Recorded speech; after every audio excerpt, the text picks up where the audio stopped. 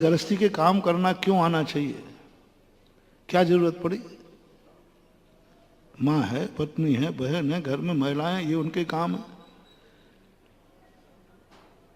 बहुत दिन के बाद बात समझ में आई कि एक समय ऐसा आ सकता है जब समय घर के शगुन करने के लिए, अशुभ को बचाने के लिए पुरुषों को भी भोजन बनाना पड़े। आप लोग यदि भोजन बनाना सीखोगे तो 3 दिन इस पाप से बच जाओगे। स्वयं बना के जानते हो? हर पुरुष के लिए रोटी बनाना आना चाहिए, हर पुरुष के लिए घर गृहस्थी का कार्य करना आना चाहिए, यदि सच्चा जैनी है तो। सिखाना चाहिए।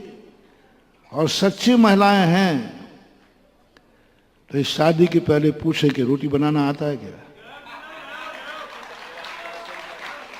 और महाराज जी आजकल ये फैशन आ गया है, आप गड़बड़ मत करो।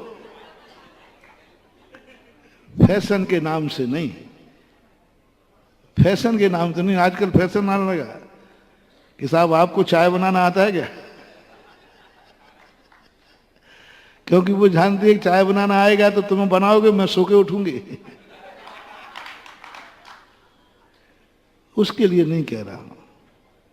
उस समय जब धर्म से भ्रष्ट होने की बात आवे तो तुम्हें खुद बनाना आना चाहिए कि नहीं, मैं बनाऊंगा, बच्चों को भी खिला सकता हूं, लेकिन अशुद्धपना तो हम बच्चों को, उस समय के ऐसी मां के हाथ का पानी भी बच्चों की जिंदगी बर्बाद कर रहा है।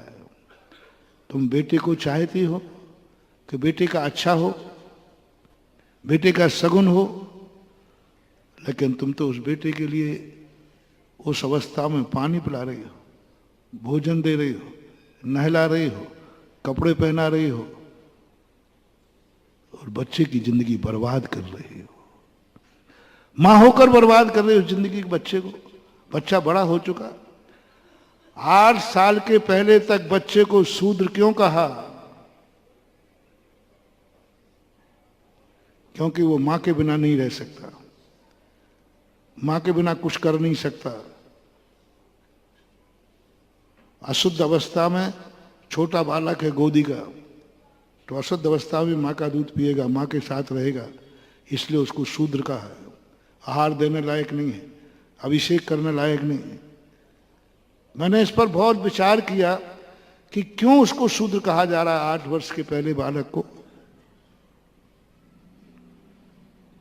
स्वयं का विवेक नहीं है, सो बात नहीं है, विवेक तो जाग जाता है। लेकिन ये सबसे बड़ा है कि वो स्वयं समर्थ नहीं है और अपने अशुद्ध मां के हाथ का पानी पिएगा, भोजन करेगा, दूध पिएगा, इसलिए वो भी शूद्र की कोटि में आता है। अब बोलिए, ऐसे ऐसे व्यक्ति के हाथ का बालक भी यदि उस अवस्था में मां के हाथ का पानी पीता है, भोजन, तो उसको क्या संज्ञा मिल गई? तो पर आप लोग फैसला कर लो कि कौन हो। उसको शूद्र की संज्ञा दे दी, वो मुनिराज को आहार नहीं दे सकेगा, अभिषेक नहीं कर सकेगा। जन्मता जायते शूद्रः, ये तुम्हारे शास्त्रों में लिखा है। और 8 वर्ष अंतर मुहूर्त के बाद हर व्यक्ति को सबसे पहले यह विचार, जैन घरों के अंदर तो कम से कम आपका तो महाजन कुल है, आप तो जैन माने जाते हो, उच्च कुलीन माने जाते हो, आपके घर में तो मुनिराज आते हैं, आप लोग तो भगवान का अभिषेक भी करते हो।